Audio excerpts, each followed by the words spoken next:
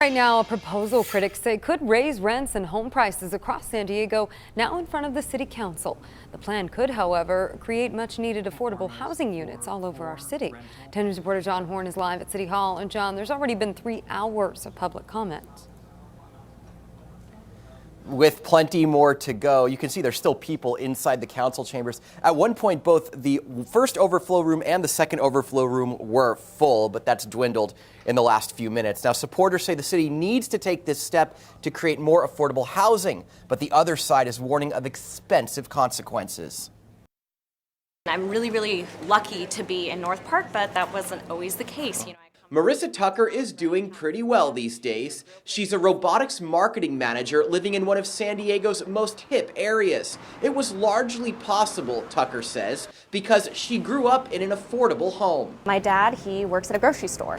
My mom, was never able to hold a stable job, because she has a mental disability.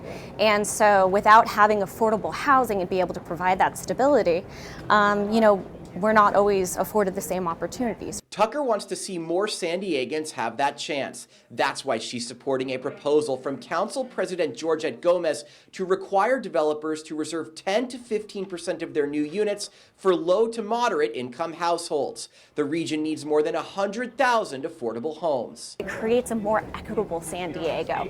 Gomez's proposal would give developers other options to satisfy the requirement. But if none of them work, the city would raise the in-lieu fee from about $12 per square foot to $22 per square foot. For a typical 1,800 square foot home, that would add $16,000 to the construction cost. It's a cost that developers could then pass on to their market rate tenants. We're in a royal housing mess. And I almost would like to say that today, believe it or not, are the good old days for housing because we're staring straight into a bigger problem. Councilman Scott Sherman, who opposes the proposal, says it would add $83 a month in rent and add $17,000 to the price of a new home.